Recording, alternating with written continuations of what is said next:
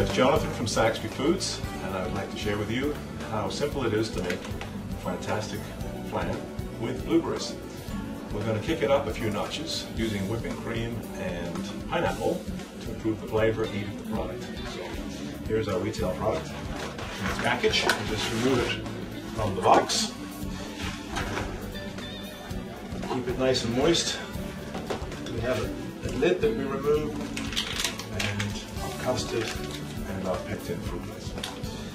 So remove the liner, remove the cake from the base, and here we have the cake. Now, before we're going to finish the cake on the inside, on top, we're going to finish the outside rim because it's messy, and when we try and do it on the serving platter, it would be very difficult to clean up. So let's first of all garnish the perimeter of the cake. So to do that, we're going to take some glaze, came in the package, and we're going to put this into a small little bowl. So here's our small bowl. Take our package and just press the glaze from the top to a nice cut. Just put it into the bowl. This glaze is made from pectin as opposed to starch, so it has a food value. It's actually an apple pectin. So what we're going to do now is we're going to moisten the side of the cake so that the almonds stick. So we get it. If you find that it's just not quite sticking, you can moisten it a little bit with water. Right? Generously place this glaze into each crevice. You want to be able to see it shining. If you see it shining, you know you've made contact and it's sticky. Don't be too cheap with it because you have lots of glaze for the top. Now, the next step, you take your bowl, take some sliced almonds, and you can toast them in the oven under the broiler for a few minutes. Don't walk away from them. Leave them and watch them. It's about 4 or 5 minutes. Just place some sliced almonds into a bowl. Actually, let's put it. The more you get in your hand, the better you can press. So you just take some in your hand like this, and you just press. Just press. Just press.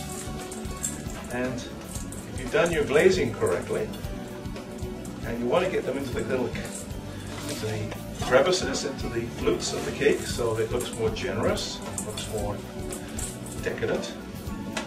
So now, very carefully, we take our serving platter, take a knife, a good sized knife, or a palette knife, doesn't have to be a sharp knife, and just slide it between the cake and the cardboard, place the cake about center, and just ease it off. Just ease it off. Use the knife to position the cakes, and I'll just show you this. You just move the cake around. There we go. Just look all the way around, evenly space it. Now, pineapple will bring the flavor out in the blueberries like you can never imagine. So we have a can already opened here. I haven't strained the juice out because I'd like the juice to go into the cake and add to the moisture and the flavor and heat of the product.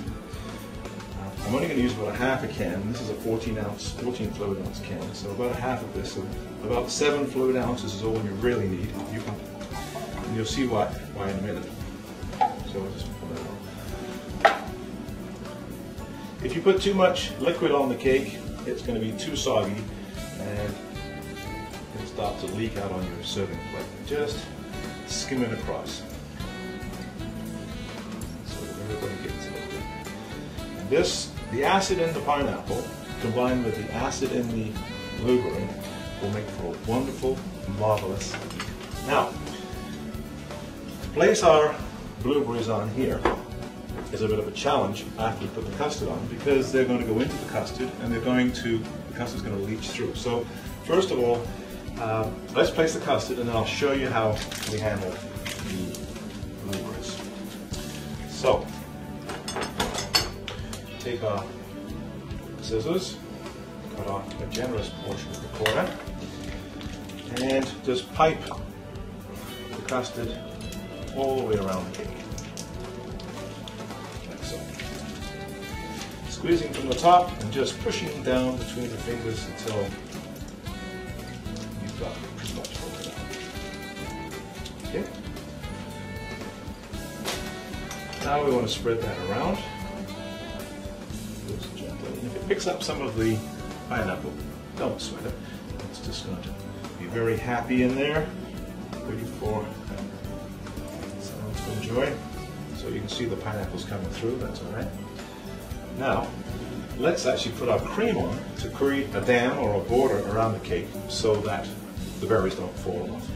So I've whipped some cream in here, some 35% butterfat with some sugar. And sugar is obviously to taste.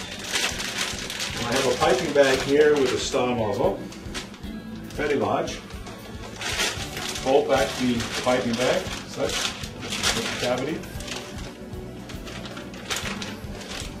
So what I'm going to do is I'm going to put the border around. And I'm trying to show you a very simple way of bordering. I could do a more sophisticated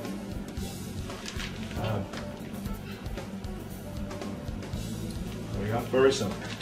We'll put our blueberries into this bowl and we'll take our glaze, the balance of our glaze,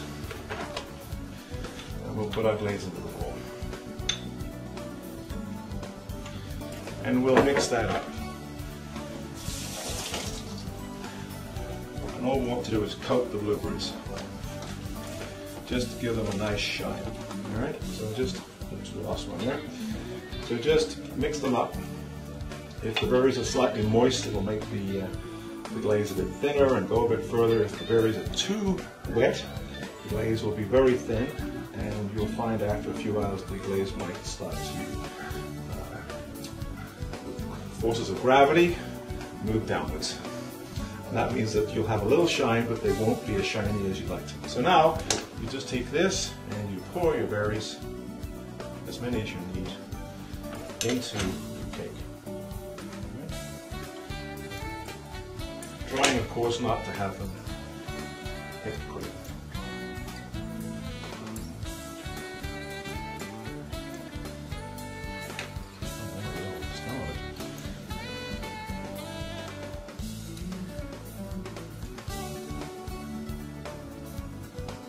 So, like so. Voila! There is your blueberry flan with a few notches kicked up. Down through. If you make the slice too small, you'll find the berries will have a difficult time staying on there. There may be a few berries that leave this slice as I remove it, then you're just going to have to pick them up and move it with it. If this was allowed to set for a while, the berries will dry a little bit and have a better holding pattern. But I'm just showing you how to serve this right fresh from when you make it. So we bring the plate fairly close to this. Lift it up.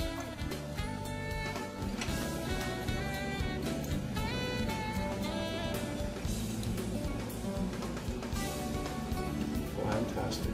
It's absolutely fantastic.